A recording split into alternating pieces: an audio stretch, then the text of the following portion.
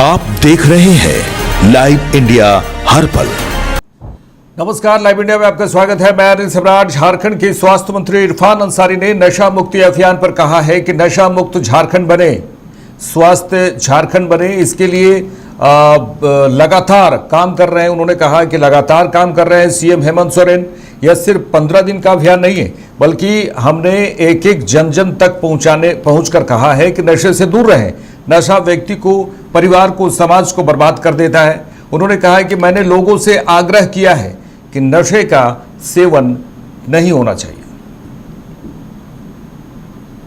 सर्वप्रथम मैं लोकप्रिय मुख्यमंत्री आदरणीय हेमंत सोरेन जी को उनकी सोच को मैं बधाई देता हूं और जिस प्रकार उनका मैं देखता हूं कि नशा मुक्त झारखंड बने, हेल्दी झारखंड बने, स्वस्थ झारखंड बने, इस पर लगातार वो काम कर रहे हैं। और ये 15 दिन का अभियान नहीं, बल्कि हम लोगों ने एक एक जन तक पहुंचकर हम लोगों ने ये कहा है कि नशा से दूर रहिए। नशा जो है व्यक्ति को बर्बाद कर देता है, परिवार को बर्बाद कर देता है, समाज को बर्बाद कर देता है। समाज आपको हीन भावना से देखते हैं, तो नशा से दूर रहें।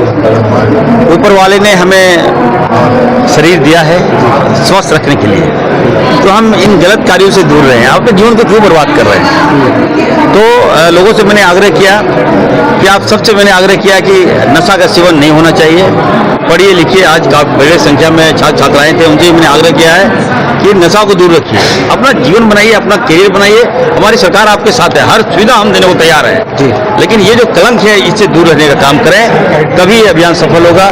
जिन लोगों ने इस अभियान में अपनी भूमिका दी है उसको हम लोगों ने सम्मान किया है और राज्य में बेहतर से करेंगे। हमने पुलिस विभाग को भी कहा है कि आपको और थोड़ा चौकस होने की आवश्यकता है, क्योंकि जिस प्रकार आप रात में अगर आप क्रॉस कीजिएगा तो देखिएगा कि बड़े संख्या में हमारे बच्चे जो है वो नशा करते हैं, थोड़ी न्यूज सिरप लेते हैं और यहाँ तक कि टैबलेट अल्प्राजोलम की सेवन करते हैं। और वो क्यों नहीं हो रहा है? सिगरेट गुटखा पर हम लोग अभियान चलाया है और इसको और हम लोग तेजी से लाने का काम करेंगे। पुलिस विभाग को भी हम लोगों ने कहा कि सतर्क रहिए और जो भी इस घटने को अंजाम देता है उस पर कार्रवाई की। कोडरमा जिले के तिलैया थाना क्षेत्र में महिलाओं से चेन स्नेचिंग की लगातार 2 घटनाओं का कोडरमा पुलिस ने सफलतापूर्वक उद्भेदन करते हुए 3 आरोपियों को गिरफ्तार किया है। गिरफ्तार आरोपियों में 2 वयस्क और 1 नाबालिग शामिल है। पुलिस ने उनके पास से छीना गया सोने जैसा चेन, घटना में प्रयुक्त बाइक, मोबाइल फोन और घटना के समय पहने गए कपड़े और बैग बरामद किए हैं। दिनांक 23 जून 2026 सुबह में 5:30 बजे तिलैया थाना को सूचना मिली कि वार्ड नंबर 7 में एक महिला है जो मॉर्निंग वॉक से अपने घर लौट रही थी और उस टाइम उनके चेन को छीन लिया गया था 2 अज्ञात अपराधियों के द्वारा। उसके बाद जब इस घटना के ऊपर हमने एक FIR किया था, इसका केस नंबर था 196/26। इसके अनुसंधान में हम लोग लगे हुए थे, तभी हमें रात में 9 बजे खबर मिली कि वार्ड नंबर 9 से एक और महिला से चेन स्नैचिंग की गई है, वो भी अपने घर वापस लौट रही थी। तब तक हमारे पास रिसेंट टेक्निकल इंटेलिजेंस और ह्यूमन इंटेलिजेंस आ गया था। दोनों घटनाओं के उद्भेदन के लिए हमने एक SIT बनाई थी जिसको लीड करते SDPO कोडरमा और अहम भूमिका थी तिलैया थाना प्रभारी की। इसमें घटना के होने के 24 घंटे के भीतर जो 3 चेन स्नैचर्स थे, जिनका नाम है वंश कुमार वर्मा तिलैया का रहने वाले, शिवम कुमार गया का रहने वाले और एक विधि विरुद्ध निरुद्ध बालक है, ये तीनों को हमने डिटेन कर लिया था। हमने इनकी डिटेंशन की थी ताराटाट हनुमान मंदिर से। यहाँ पे जब इनसे कड़ाई से पूछताछ की गई थी तो इनके द्वारा अपने अपराध को स्वीकार किया गया। उनके द्वारा बताया गया कि उनके द्वारा चेन स्नैचिंग दोनों किया गया था और उनका प्लान था रेगुलर चेन स्नैचिंग करके इसको बेच के कुछ पैसे कमाने का, बट कोडरमा पुलिस की कार्रवाई के कारण इसको रोक लिया जा सका। इन तीनों को हम गिरफ्तार करके जेल भेज रहे हैं। जो हमारे द्वारा रिकवरी की गई है, जो बाइक की यूज़ करते थे चेन स्नैचिंग में, वो हुई है। उसके अलावा जो सुबह वाला चेन स्नैचिंग हुआ था उसमें जो चेन हमने बरामद किया है, सोने जैसा दिखने वाले चेन है, उसको हमने बरामद किया है। इन एडिशन टू जो कपड़ा वो पहने थे, जो CCTV फुटेज में आया था, उसको भी हमने बरामद कर लिया है और तीनों के पास से एक मोबाइल, टोटल 3 मोबाइल हमने रिकवर किए। ये आप लोग के थ्रू एक मैसेज देना चाहेंगे कि झारखंड सरकार के निर्देशानुसार महिला सुरक्षा हम लोग के लिए बहुत ज़्यादा इंपॉर्टेंट है और यदि किसी भी मंचले को ऐसा लगता है कि चेन स्नैचिंग, छेड़खानी या महिला के प्रति कोई भी दुर्व्यवहार वो करेगा और जब बच जाएगा तो इसमें कोई स्कोप नहीं रहने वाला है। हम लोग इसके लिए बहुत स्ट्रिक्ट हैं। जो भी लीगल मीन्स होंगे सारे परस्यू किए जाएंगे। जितना दिन होगा जेल में रखेंगे, जरूरत पड़ेगा CCA करेंगे और जो कठोर से कठोर कार्रवाई की जाए। जेल से निकलने के बाद भी पुलिस रेगुलर सत्यापन करेगी। ऐसा करने की कोडरमा में रहना उनका दूभर हो जाएगा। तो हमारा आपके थ्रू यही मैसेज रहेगा कि यदि कोई मंचल ऐसा सोच रहा है तो ऐसा बिल्कुल नहीं सोचे, और जिस हद तक रह सके महिलाओं के हम लोग सम्मान कर रहे हैं। महिला के विरुद्ध अगर कोई भी सॉर्ट ऑफ क्राइम किया रहेगा तो उसको इसमें वंश कुमार वर्मा को हमने 1 महीना पहले ही जेल भेजा था। उसमें भी मारपीट करके उसने किसी अपने दोस्त से भी मोबाइल उसका छीन लिया था। चिंता ही नहीं था पर से, बट मारपीट का मामला तो उसने जेल दिया था। अभी जेल से निकला और फिर से उसने कार्रवाई की। बट इस बार हम ये कोशिश करेंगे कि अब इसके खिलाफ टोटल 3 केस हो गए, हम लोग सीसी रखेंगे और जितना दिन हो सकता है जेल। AIMIM पार्टी के प्रेसिडेंट और सांसद असदुद्दीन अवैसी ने कहा कि 2002 की ड्राफ्ट लिस्ट में जिन वोटर्स के नाम नहीं थे उन्हें वोट देने के लिए 12 डॉक्यूमेंट्स लिस्ट किए गए थे। तेलंगाना में NRC कभी नहीं हुआ, इसलिए वह डॉक्यूमेंट्स इनवैलिड है। यहाँ परमानेंट रेजिडेंस सर्टिफिकेट जारी नहीं किया जाता, फैमिली रजिस्टर नहीं है और आधार स्वीकार नहीं किया जाता। इससे 4 डॉक्यूमेंट्स खत्म हो जाते हैं, सिर्फ 8 बचते हैं। उन्होंने कहा कि हमने कमीशन से पैन कार्ड शामिल करने के लिए कहा क्योंकि यह वोटिंग के लिए वैलिड है, साथ ही राज्य द्वारा जारी ड्राइविंग लाइसेंस या फूड सिक्योरिटी कार्ड भी, लेकिन उन्होंने मना कर दिया। हमने यह भी रिक्वेस्ट किया कि गड़बड़ियों को ठीक किया जाए। 2002 में इलेक्शन कमीशन ने वोटर लिस्ट हाथ से तैयार की थी, अगर तब कोई स्पेलिंग की गलती थी तो वे अब वोटर्स को सजा कैसे दे सकते हैं। सबसे पहली बात तो हमने इलेक्शन कमीशन से ये रिक्वेस्ट की थी कि जो 12 डॉक्यूमेंट्स देना है उन वोटर्स का नाम दोबारा ड्राफ्ट लिस्ट में आने के लिए जिनका 2002 में नाम नहीं है, उनका नाम नहीं है, उनके पिताजी का, माताजी का, उनके दादा नानी का नाम नहीं है, वो 12 डॉक्यूमेंट में एक डॉक्यूमेंट तो तेलंगाना में NRC नहीं हुआ, वो डॉक्यूमेंट चला गया। दूसरा है परमानेंट रेजिडेंस सर्टिफिकेट, वो तेलंगाना में नहीं दिया जाता। फैमिली रजिस्टर वो तेलंगाना में नहीं है। आधार सिर्फ एक डॉक्यूमेंट कबूल नहीं होता। तो 12 में तो ऐसे ही 4 चले गए, अब बचे कितने? बचे 8 ही ना।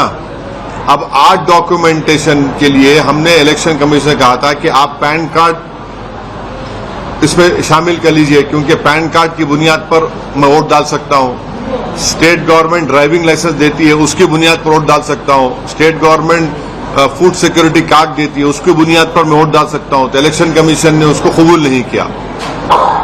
दूसरा, हमने इलेक्शन कमीशन से कहा था कि जो एनोमलीज हैं, अगर 2002 में मैन्युअली वोटर लिस्ट बनाई गई थी जिसको इलेक्शन कमीशन ने बनाया, अगर उसमें स्पेलिंग मिस्टेक है तो उसको आप प्रेजेंट कैसा मुझे आप पेनलाइज करेंगे? भाई, अगर किसी का नाम S प्रमोद था 2002 में, अब आ गया सौरभ प्रमोद 2026 में, तो इलेक्शन कमीशन बोल रहा ये एनोमली है।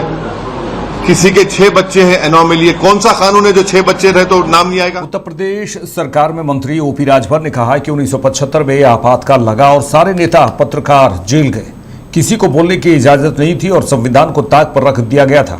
तो इसके बारे में जनता को जानकारी होनी चाहिए कि विपक्ष ने क्या क्या किया है और इसके बारे में लोगों को बार बार याद दिलाते रहना चाहिए। राम मंदिर चंदा मामले पर उन्होंने कहा कि SIT जांच कर रही है और जांच रिपोर्ट आ गई है, उसकी समीक्षा हो रही है और लोग धैर्य रखें, कार्रवाई जरूर होगी। निश्चित है जो कदम मुख्यमंत्री जी ने उठाया है वो अच्छा कदम है। जो कांग्रेस के लोग, विपक्ष के लोग सरकार पे सवाल उठा रहे हैं। 1975 में इमरजेंसी लगा, सारे नेता जेल गए, पत्रकार जेल गए, किसी को बोलने की इजाजत नहीं थी और संविधान को ताक पर रख दिया। तो ये तो जनता को जानकारी होनी चाहिए कि विपक्ष ने क्या क्या किया है, उसकी जानकारी याद बार बार दिलाते रहना चाहिए। तो वो कदम अच्छा है मुख्यमंत्री जी का। विश्व हिंदू परिषद ने श्री राम जन्मभूमि मंदिर में कथित वित्तीय अनियमितताओं के मामले में FIR दर्ज करने और दोषियों पर त्वरित कार्रवाई करने की मांग की है। तो जांच SIT कर रही है, जांच रिपोर्ट आ गई है, उसकी समीक्षा हो रही है, कार्रवाई होगी, धैर्य रखें लोग। केंद्रीय शिक्षा मंत्री धर्मेंद्र प्रधान ने कहा है कि आजादी के बाद भारत के जीवन में सबसे बड़ी दुर्भाग्यपूर्ण घटना आपातकाल के नाम पर हुई थी। एक परिवार के एक व्यक्ति की सत्ता बचाने के लिए संविधान में परिवर्तन किया गया था। और हमने देश को चलाने के लिए जो संविधान बनाया था उसको बदलने का काम किया था। यह काला इतिहास देश को भूलना नहीं चाहिए। केंद्रीय शिक्षा मंत्री धर्मेंद्र प्रधान ने एनसीईआरटी के क्लास 9 की किताब में आपातकाल पर सेक्शन शामिल करने पर कहा कि यह सही है। एनसीईआरटी ने सही किया है। आने वाली पीढ़ियों को आपातकाल जैसे काले कारनामों को जानना और समझना चाहिए ताकि ऐसी स्थिति दोबारा ना आए। इसलिए एनसीईआरटी ने इसे विषय में लाया है। एनसीईआरटी ने अच्छा काम किया है। आजादी के उपरांत भारत की जीवन में सबसे बड़ा दुर्भाग्यपूर्ण घटना हुई थी इमरजेंसी के नाम पे। संविधान को परिवर्तन किया गया था। एक परिवार की, एक व्यक्ति की सत्ता बचाने के लिए भारत की करोड़ों लोगों की संघर्ष के उपरांत जो हमने प्रजातंत्र अपनाया था उसकी गला घुटने का काम किया गया था। जो संविधान हमने बनाई थी देश को चलाने के लिए उसको बदलने का काम किया गया। ये काला इतिहास देश को भूलना नहीं चाहिए। जब भारत आगे बढ़ रहा है उस मानसिकता आज भी कुछ लोगों में है। जब जब भी उनको कभी कभी अवसर मिलता है ये भारत की व्यवस्था को, भारत की संविधान को, भारत की प्रजातंत्र को तोड़ने की काम करते हैं। इसी को समाज ना भूले, इसको याद दिलाने के लिए हम लोगों ने इस इमरजेंसी की यादगार में संविधान और गणतंत्र हत्या दिवस मनाते हैं। इसको भुलाना देना नहीं चाहिए। आज से कांग्रेस ने एक अभियान शुरू किया है छात्रों की गूंज, जिसमें छात्रों को प्लेटफॉर्म दिया जाएगा, उनसे राय ली जाएगी पेपर लीक को लेकर। क्या कहेंगे सर आप? देखिए, पिछले 21 तारीख को बहुत सुचारू रूप में देश के सहयोग से, विद्यार्थियों के सहयोग से नीट की पुनः परीक्षा हो चुकी है। कुछ लोग छात्रों के अंदर भय पैदा करने का कोशिश किए थे। छात्रों ने उनका साथ नहीं दिया। 20 लाख से ज्यादा विद्यार्थी फिर आके नीट की परीक्षा दिए। अच्छा परीक्षा हो गया है। जो लोग अव्यवस्था पैदा करना चाहते थे वो निराशा हुए। देश में शिक्षा व्यवस्था की बिगड़ती स्थिति, नीट समेत विभिन्न प्रतियोगी परीक्षाओं में कथित धांधली और छात्रों की समस्याओं को लेकर अब कांग्रेस छात्रों के साथ सड़क पर उतरने की तैयारी में है। छात्रों की गूंज नाम से एक राष्ट्रव्यापी अभियान की शुरुआत की गई है। इस अभियान के तहत देश भर के छात्रों की आवाज को एक मंच देने और शिक्षा व्यवस्था और परीक्षा प्रणाली में सुधार की मांग को लेकर चरणबद्ध आंदोलन चलाया जाएगा। कांग्रेस नेताओं का कहना है कि नीट पेपर लीक, विभिन्न भर्ती परीक्षाओं में अनियमितताओं और छात्रों को होने वाली परेशानियों जैसे मुद्दों को लेकर यह आंदोलन चलाया जाएगा। हाल ही में बिहार में दरोगा भर्ती परीक्षा के दौरान छात्रों को हुई कठिनाइयों और पटना के पाटलिपुत्र जंक्शन पर हुए हंगामे का भी जिक्र किया गया। अभियान से जुड़ने के लिए पोस्टर जारी कर टोल फ्री नंबर और QR कोड भी उपलब्ध कराया गया है। वहीं केंद्रीय शिक्षा मंत्री धर्मेंद्र प्रधान के इस्तीफे की भी मांग उठाई गई है। कांग्रेस नेताओं का आरोप है कि देश की शिक्षा व्यवस्था गंभीर संकट से गुजर रही है और छात्रों के भविष्य के साथ खिलवाड़ हो रहा है कि नहीं हास्यास्पद? आज के दौर में जो आदमी परीक्षा पे चर्चा करे और पेपर लीक पे चर्चा नहीं करे, उससे बड़ा धोखा क्या है? परीक्षा पे चर्चा करेंगे तो क्या बोलते हैं? दही खा के परीक्षा देने जाना चाहिए, कुछ मीठा खाइए, पांव छू के जाना चाहिए, बड़ों के आशीर्वाद लेना चाहिए, रात को अच्छे से सोना चाहिए। इसके लिए प्रधानमंत्री बनाए हैं। जो बात हमारे बाबूजी, चचा, मौसा, फूफा बोल रहे हैं वही बात आपको भी बोलना था। उससे ज्यादा आपका कोई जवाबदेही नहीं है। अगर ये तो आज तक नहीं बोले कि पेपर लीक नहीं होगा, इसके लिए हम ये काम करेंगे। अरे हमको दही खा के जाना चाहिए कि पैर छू के जाना चाहिए, वो तो हम तय कर लेंगे। उतना संस्कार तो भारत के हर अभ्यर्थी को है। आप प्रधानमंत्री थे, आपको तो अपना बताना चाहिए था कि आपको क्या करना चाहिए। पूरा देश बता रहा है, देश के छात्र बता रहे हैं कि प्रधानमंत्री को क्या करना चाहिए। प्रधानमंत्री जी ने कहा हम लोगों को दही खा के परीक्षा देने जाना चाहिए, हम लोग पालन करेंगे, उनकी बात मानेंगे।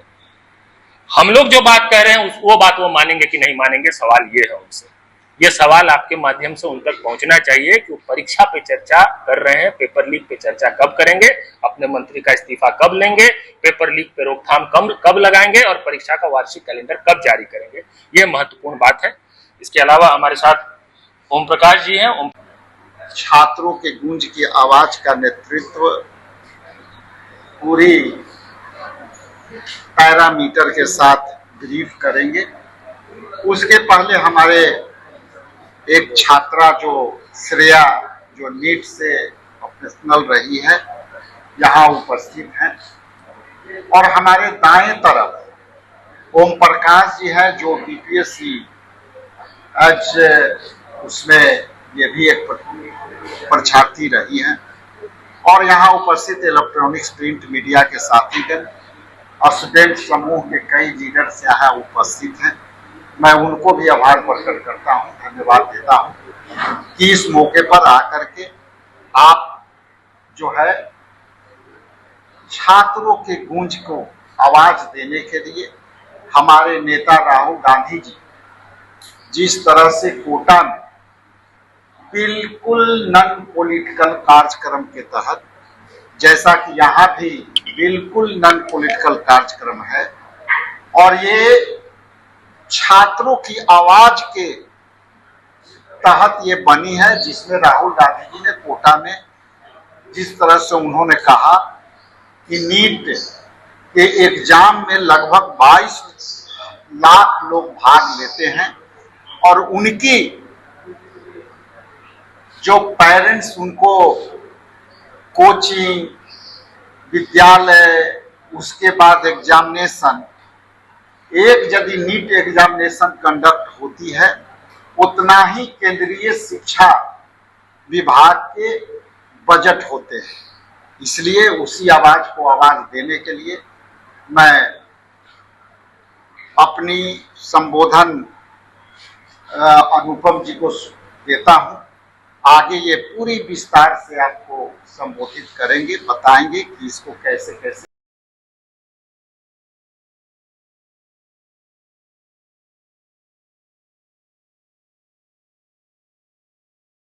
एनसीईआरटी की किताबों में आपातकाल को शामिल किए जाने पर गिरिराज सिंह ने इसका स्वागत किया है। उन्होंने कहा है कि नई पीढ़ी जब लोकतंत्र की जिस तरह से जान ले ली गई उसको जब पढ़ेगी और वो भविष्य में कोई भी शासक लोकतंत्र की जिस तरह से जो हुआ उसको सोच भी नहीं सकेगा, इसलिए किताब में इसे शामिल करना सराहनीय कदम है। बीजेपी के पूर्व अध्यक्ष जेपी नड्डा ने भी इसे कहा है कि कांग्रेस की आदत नहीं बदली है। पहले इंडिया इज इंदिरा कहते थे, अब इंडिया इज राहुल कर रहे हैं। उनका स्वभाव और कार्यशैली आज भी वही है। क्योंकि सब लोगों ने बोला कि जस्टिस जगमोहन ने मिसेस गांधी को दोषी ठहराया था और उन्होंने कहा था कि आपने चुनाव में धांधली की है, सरकार का दुरुपयोग किया है और इसलिए आपको पद से और आपको अपनी सदस्यता समाप्त की जाती है, यह हम सबको मालूम है। लेकिन हम जानते हैं कि मिसेस गांधी ने यह घटना घटने के 3 सप्ताह के अंदर इमरजेंसी लगाई थी और वो इमरजेंसी जो लगभग 21 महीने रही, वो सब भी हम लोगों ने देखा। मैं इमरजेंसी के बारे में चर्चा करूं और जो आप बोलते हैं कि युवा पीढ़ी उसको जानकारी होनी चाहिए।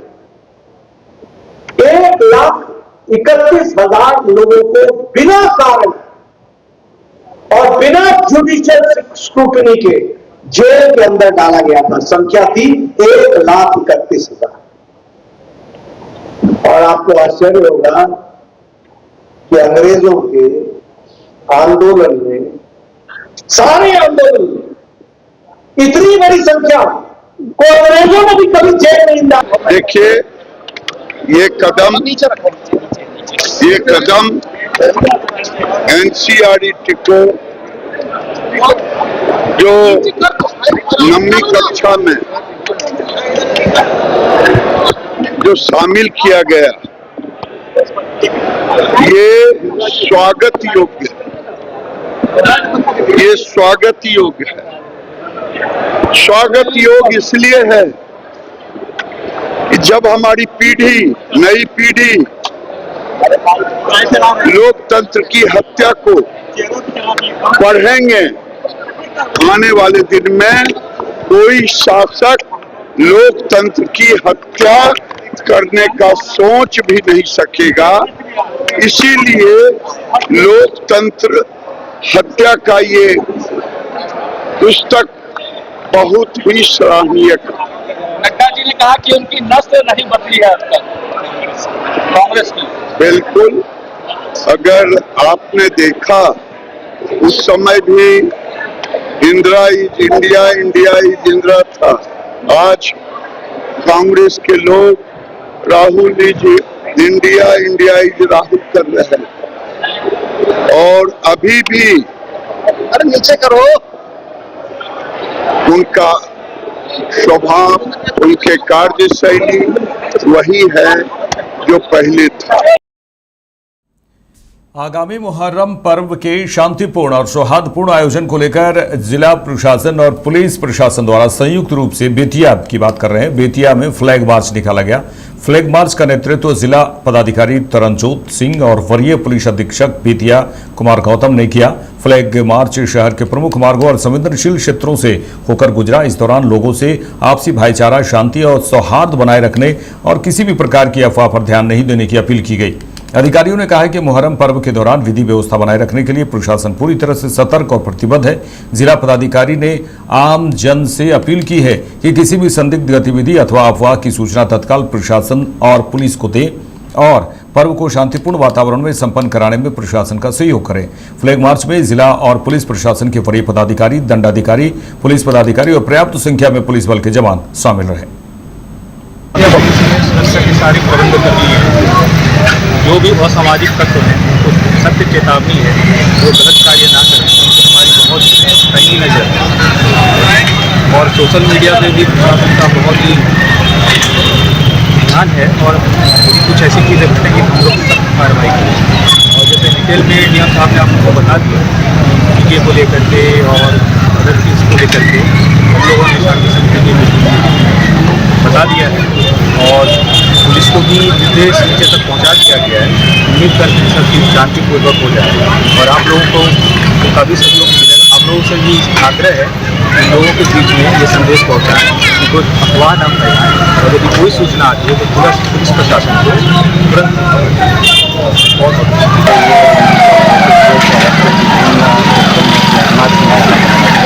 सभी जगह पर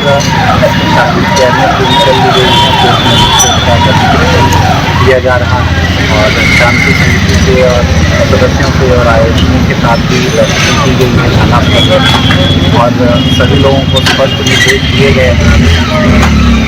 चीज़ें पूर्णतः बैन रहेगा मौसम के दौरान और शहरी क्षेत्र में जैसा होते रहा है सेशन नहीं मिलेगा तो इस बार ग्रामीण क्षेत्र में जहाँ पर मिलेगा तो बिना लाइसेंस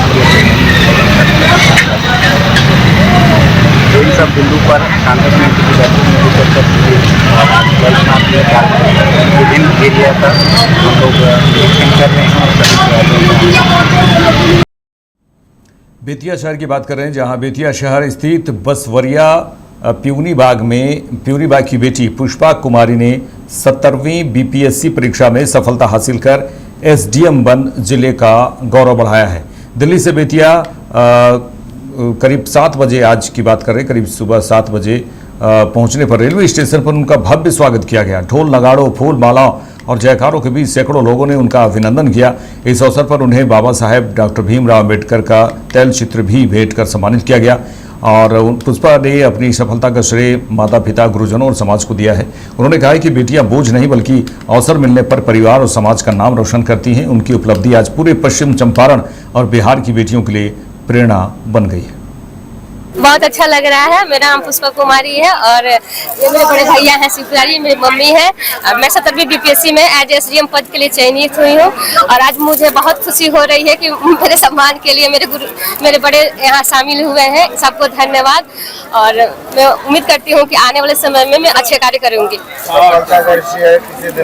जी, सफलता का श्रेय तो पूरे परिवार को जाता है, लेकिन स्ट्रगली मेरी मम्मी बचपन से हमको बहुत स्ट्रगल करके पढ़ाई है, तो फर्स्टली इनको धन्यवाद देना चाहती हूँ। इसके अलावा आपके परिवार के जितने भी सदस्य होते हैं, आपके दोस्त होते हैं, हर किसी का आप सेक्रीफाइस को चरण बाई चरण नहीं बता सकते। और मेरी छोटी सिस्टर का योगदान है, उन्होंने घर संभाला। मेरे बड़े भैया का योगदान है, मेरे छोटे भाई का योगदान है कि वो मुझे हमेशा इमोशनल सपोर्ट दिया, दीदी तुम कर सकती हो। मेरे पिताजी का योगदान है कि मैं इतने सालों बाहर रही हूँ, और हमेशा मुझे याद करते हैं। तो इनके अलावा मेरे दोस्त लोग जो मेरे साथ पढ़ाई करते हैं, दिल्ली में रह कर पढ़ते थे, उन सबका भी योगदान है, इसलिए मैं सबको धन्यवाद देना चाहती हूँ।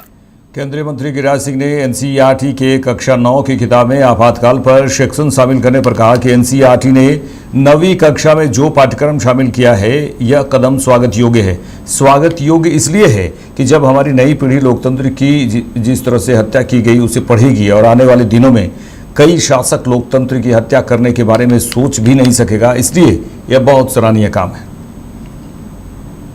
देखिए, ये कदम एनसीईआरटी को जो 9वीं कक्षा में जो शामिल किया गया, ये स्वागत योग्य है। ये स्वागत योग्य है। स्वागत योग्य इसलिए है कि जब हमारी पीढ़ी, नई पीढ़ी लोकतंत्र की हत्या को पढ़ेंगे, आने वाले दिन में कोई शासक लोकतंत्र की हत्या करने का सोच भी नहीं सकेगा। इसीलिए लोकतंत्र हत्या का ये पुस्तक बहुत ही सराहनीय है।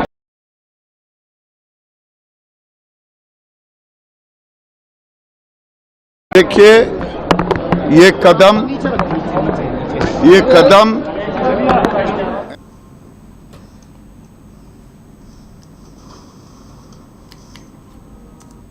अपनी किताब द सेकंड ऑर्बिट के लॉन्च पर आईएएफ ग्रुप कैप्टन और एस्ट्रोनॉट शुभांशु शुक्ला ने कहा है कि यह एक अनोखा अनुभव था और मैंने कभी नहीं सोचा था कि मैं इतनी बड़ी किताब लिखूंगा।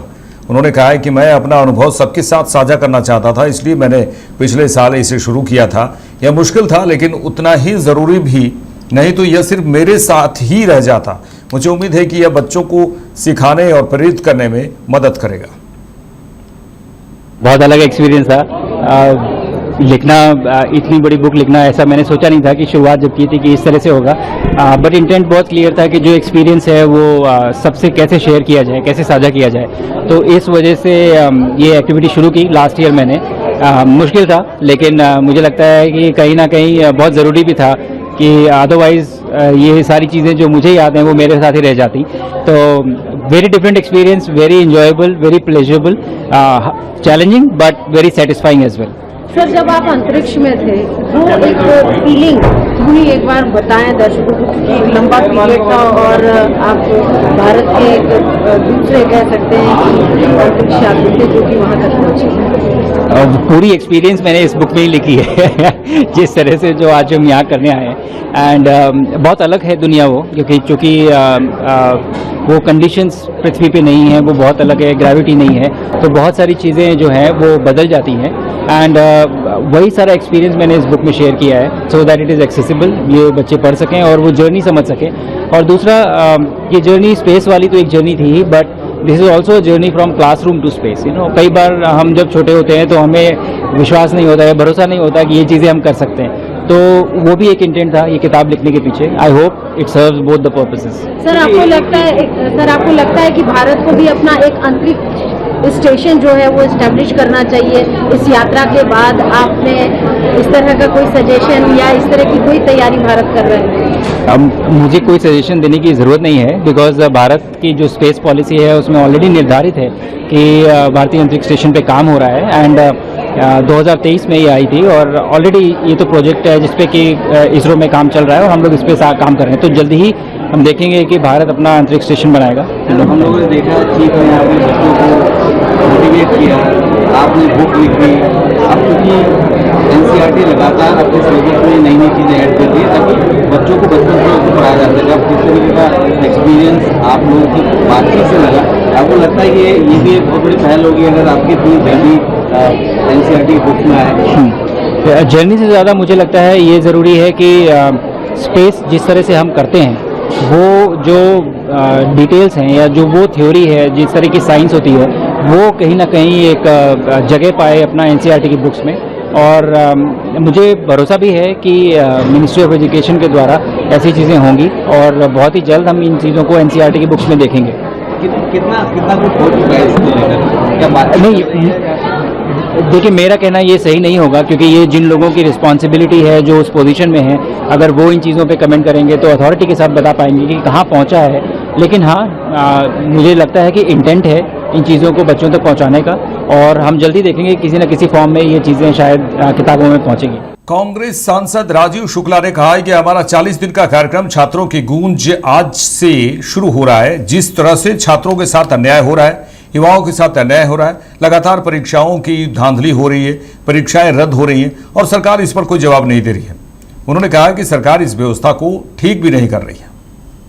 मैंने वही बताया ना कि 40 दिन का प्रोग्राम आज से शुरू हो रहा है। छात्रों की गूंज, जिस तरह से छात्रों के साथ अन्याय हो रहा है, युवाओं के साथ अन्याय हो रहा है, परीक्षाओं की धांधली लगातार हो रही है, परीक्षाएं कैंसिल हो रही हैं, माफिया पूरा इन सब में जो है पेपर लीक करने में लगा हुआ है और ये सरकार हाथ में हाथ धरे बैठी है। कोई जवाबदेही नहीं, इसकी कोई जवाब नहीं था। जो इस्तीफे मांगे जा रहे हैं, इस्तीफे नहीं हो रहे, न शिक्षा मंत्री का इस्तीफा हो रहा है, न इस व्यवस्था को ठीक कर रहे हैं। तो ये तो करोड़ों लोगों के साथ अन्याय सरकार कर रही है, तो उसके खिलाफ ये देशव्यापी आंदोलन शुरू हो रहा है, जो आज 28 शहरों में प्रेस कॉन्फ्रेंस थी। राम मंदिर मामले में अभी तक एफआईआर दर्ज नहीं हुई है, आप तो बड़ी मांग चल रही है। तो पूरा हंगामा साधु संत तक कर रहे हैं कि भाई भगवान राम के चढ़ावा जिसने चोरी कर लिया, चंदा चोरी कर ली, ऐसे ही कहां से आ गए? मतलब राम भक्त नहीं तो राम विरोधी लोग हैं। महिला अच्छी क्रिकेट खेल रही है, उसको महिलाओं का बहुत अच्छा चल रहा है और इंग्लैंड में भी अच्छा उनका प्रदर्शन चल रहा है। मुझे लगता है कि आगे भी होगा। बीजेपी सांसद रविशंकर प्रसाद ने कहा है कि आपातकाल के 50 साल पूरे हो गए हैं। आज देश में लोकतंत्र बचाने की बात बहुत लोग करते हैं, बहुत लोग संविधान दिखाते हैं। आज इस 50 साल में उनके चेहरों को बेनकाब भी करना है। और 50 साल पहले क्या हुई, और उन्होंने कहा है कि मैं जेपी आंदोलन का एक सेनानी था, आपातकाल में संघर्ष करने का भी सौभाग्य प्राप्त हुआ था। इंदिरा गांधी का चुनाव रद्द हो गया, वे सुप्रीम कोर्ट गई लेकिन स्टे नहीं मिला। ये कहा गया कि आप सदन में आ सकती हैं लेकिन बोलेगी नहीं। इंदिरा गांधी को बचाने की कोशिश में आपातकाल का दुरुपयोग किया गया। आपातकाल केवल इंदिरा गांधी की कुर्सी बचाने के लिए लगाया गया। आज एक बहुत विशेष संदर्भ में आपसे चर्चा करने आया। इमरजेंसी के 50 साल पूरे हो गए। आज देश में लोकतंत्र बचाने की बात बहुत लोग करते हैं, बहुत लोग संविधान दिखाते हैं। तो आज इस 50 साल में उनके चेहरों को बेनकाब भी करना है कि 50 साल पहले क्या हुआ। जैसा कि संजय जी ने बताया, मेरा सौभाग्य था कि मैं जेपी आंदोलन का एक सेनानी था, मीसा में बंद भी हुआ था और इमरजेंसी के खिलाफ संघर्ष करने का भी सौभाग्य प्राप्त हुआ था। आज मैं कुछ चीजों को रिकॉल कर रहा हूं आपके माध्यम से, जो देश में जानना चाहिए। इंदिरा गांधी का इलेक्शन रायबरेली से सेट असाइड हो गया इलाहाबाद हाई कोर्ट के द्वारा। इंदिरा जी सुप्रीम कोर्ट आई उसके खिलाफ, उनको स्टे नहीं मिला। यही कहा गया आप सदन में आ सकती हैं लेकिन बोलेंगी नहीं। अब आप समझ सकते हैं कि बड़ा फेमस जस्टिस कृष्णा अय्यर का ऑब्जर्वेशन था। ये जब वाकया हुआ तब इंदिरा गांधी को बचाने की कोशिश हुई और उसी बचाने की कोशिश में इमरजेंसी का दुरुपयोग किया गया। तो पहली बात यह ध्यान रखिए कि विपक्ष का विरोध, देश को तोड़ने की बात, यह सब बिल्कुल बेबुनियाद है। इमरजेंसी सिर्फ और सिर्फ लगाई गई इंदिरा गांधी की कुर्सी बचाने के लिए। पूरे विपक्ष के लोग गिरफ्तार कर लिए गए, मैं उसकी चर्चा करूंगा। लेकिन आज मैं 50 साल पूरे हो रहे हैं तो मैं आप लोगों को और आपके माध्यम से देश को बताना चाहूंगा कि सारे संवैधानिक जो संस्थान हैं उसको किस तरह से एब्यूज किया गया। Today is the time to recall as to how while imposing emergency all the sign post of democracy, the institutions were brutalized by the then Congress government headed by Indira Gandhi. आपको मालूम है कि emergency लगाने का जो प्रस्ताव था उस पर कैबिनेट की सहमति नहीं थी। रात के अंधेरे में फखरुद्दीन अली अहमद तत्काल राष्ट्रपति से दबाव देकर साइन कराया गया और सुबह 6 बजे पोस्ट फैक्टो अप्रूवल के लिए कैबिनेट की मीटिंग बुलाई गई। उसके बाद सभी नेताओं की गिरफ्तारी हुई, आरएसएस पर बैन लगा। क्या जेपी, क्या मोरारजी भाई, क्या अटल जी, क्या आडवाणी जी, जॉर्ज फर्नांडिस तो संघर्ष कर रहे थे, मधु दंडवते, ये सभी गिरफ्तार हुए। मित्रों, जेल में जो तांडव हुआ है उसकी कहानी बहुत आई है। मैं कुछ उदाहरण आपको देना चाहता हूं। जेपी को गिरफ्तार करके रखा गया था हरियाणा में एक गेस्ट हाउस में। तो जेपी सुबह में जलपान कर रहे थे तो देखे सामने मोरारजी भाई टहल रहे हैं, उनको ऊपर रखा गया था। तो जेपी ने कहा मुझे उनसे मिलने दो। कहा आप नहीं मिल सकते। तो ऐसा करो हम लोग को साथ नाश्ता करें तो कहा आप नहीं कर सकते। ऐसा करो हम दोनों जलपान करेंगे तो हम लोग के बीच में बैठ जाना। कहा नो। आप समझ सकते हैं कि जेपी मीसा में बंद है, सामने मोरारजी भाई हैं, आप मिल नहीं सकते। अटल जी, आडवाणी जी बेंगलोर जेल में गिरफ्तार हुए। मित्रों, जिस तरह से जेल में अत्याचार किया गया उस पर कई पत्रकारों ने किताबें लिखी हैं। विशेष रूप से मैं कूमी कपूर की किताब का उल्लेख करना चाहूंगा, जो दिल्ली में खुराफात हुई। और उस समय दिल्ली में एक एसडीएम होते थे नवीन चावला, जिनको पुरस्कार में बाद में चीफ इलेक्शन कमिश्नर बनाया गया। उनको निर्देश था कि सबों को टिन के शेड वाले सेल में रखो ताकि गर्मी से परेशान हो और टूटे। यही देश भर में चला। बिहार में थोड़ी हालत बेटर थी क्योंकि हम लोग पहले से संघर्ष कर रहे थे, तो थोड़ा उन्होंने देखा था, हम लोग की बहुत पिटाई हुई थी। मित्रों, मानवता को शर्मसार करने वाली इतनी घटनाएं हुई। राष्ट्रीय स्वयंसेवक संघ के स्वयंसेवकों के नाखून नोचे गए। ये बात मैं पूरी जिम्मेदारी से कह रहा हूं। नसबंदी दिल्ली में जो हुई, आप सभी पत्रकार पढ़े होंगे। तेरे को पेंशन चाहिए, नसबंदी का कैंडिडेट ला। तेरे को प्रमोशन चाहिए, नसबंदी का कैंडिडेट ला। पूरे देश में अब आप समझ सकते हैं कि जिसकी शादी भी नहीं हुई है उसको भी जबरदस्ती नसबंदी, क्योंकि सीएम को भी था कि जितना नसबंदी का सर्टिफिकेट दोगे संजय गांधी की नजरों में उतना ऊपर जाओ।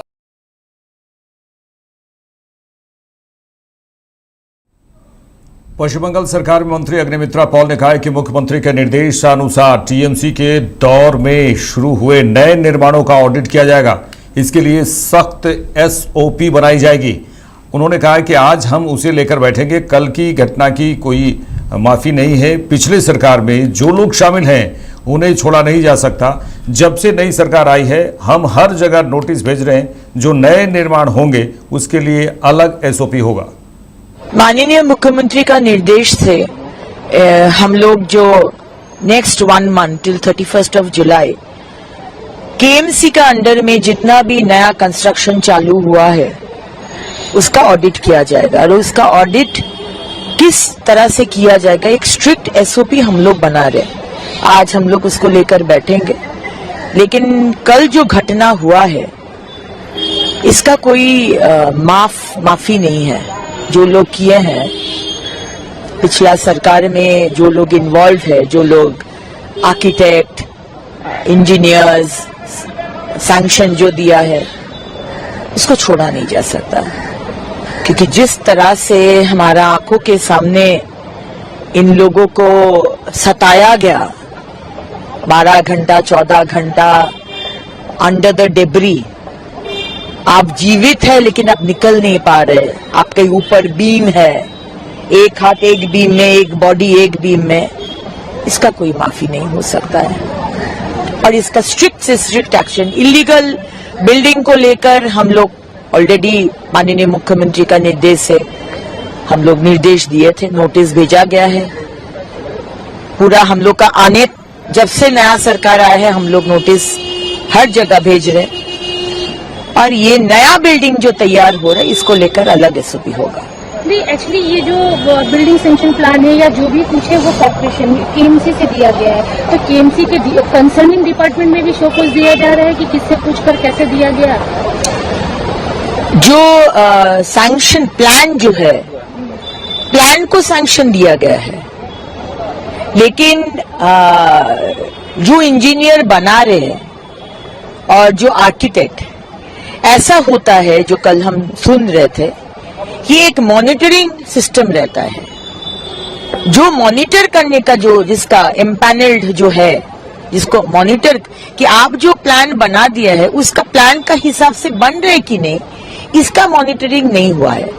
तो अगर केएमसी से भी कोई इन्वॉल्व है, बाकी जो मॉनिटरिंग करने का जिसका दायित्व था, एवरीबडी विल बी पेनलाइज्ड। ज्यादातर देखा गया कि पिछले गवर्नमेंट में ही सब हुआ है, क्योंकि हाल फिलहाल ही बीजेपी गवर्नमेंट आई है। तो किस तरह से ये करेंगे कि चैलेंजिंग हो जाएगा कि ऑलमोस्ट सारा कुछ तो लास्ट गवर्नमेंट की तरफ से ही हुआ है। लास्ट गवर्नमेंट 15 साल जिस तरह इलीगल करप्शन तो हुआ ही है, लेकिन इलीगल बिल्डिंग बना कर जिसका सैंक्शन प्लान नहीं है, जिसका अनुमति नहीं है, पूरा जो मैंने बिखर के रख दिया है पूरा सिटी को, पूरा बंगाल को, उसको समेट के स्ट्रीमलाइन करना बहुत दिक्कत की बात है। हम कितना बिल्डिंग डेमोलिश करेंगे? आप खोजने जाए तो हर बिल्डिंग में आप देखेंगे कि इलीगल विषय है, ऑलमोस्ट हर बिल्डिंग में। लेकिन इस तरह का जो हम इंजीनियर नहीं है, जो इंजीनियर लोग बोल रहे थे कि जिसको पाइलिंग जो फाउंडेशन होता है, एक बिल्डिंग बनाने से पहले जो फाउंडेशन होता है वो नहीं हुआ है। जिस तरह से एक स्ट्रक्चर बनाया जाता है वो नहीं हुआ है। बड़ा बड़ा बीम लोहे का, स्टील का, सिर्फ नट बोल्ट से लगाया गया, कोई वेल्डिंग नहीं। और एकदम ऊपर में इस बारिश का मौसम में सबसे ऊपर में बड़ा सा एरिया जो टीना का छत, उसके ऊपर सीमेंट डाला, टीना के छत के ऊपर सीमेंट। और ये बारिश का मौसम, पूरा बारिश में भीग के और हेवी हो गया, और लोहे के बीम ऐसा पूरा माने हिल गया पूरा। कितना लोग अंदर में है अभी भी हम लोग को मालूम नहीं है। कोई बोल रहा है 40, कोई बोल रहा है 55, कोई बोल रहा है पता है 45। उत्तर प्रदेश सरकार के मंत्री जयवीर सिंह ने कहा है कि आपातकाल पर उन्होंने कहा है संविधान का हनन और उत्पीड़न, संविधान को नेस्तानाबूद करने का दूषित प्रयास जो कांग्रेस की सरकार के समय किया गया, जिसका दंड पूरे देश ने झेला, ये सभी चीजें इतिहास में आनी चाहिए और वही आज देश के सामने प्रस्तुत हो रहा है।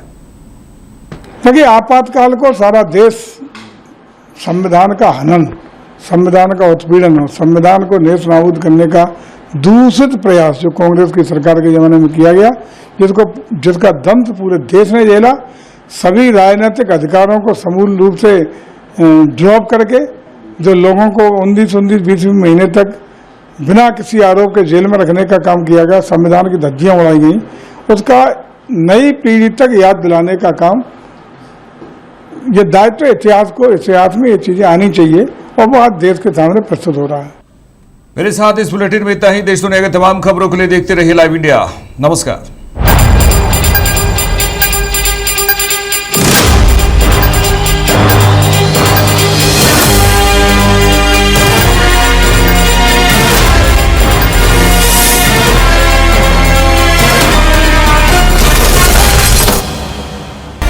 आप देख रहे हैं लाइव इंडिया हर पल।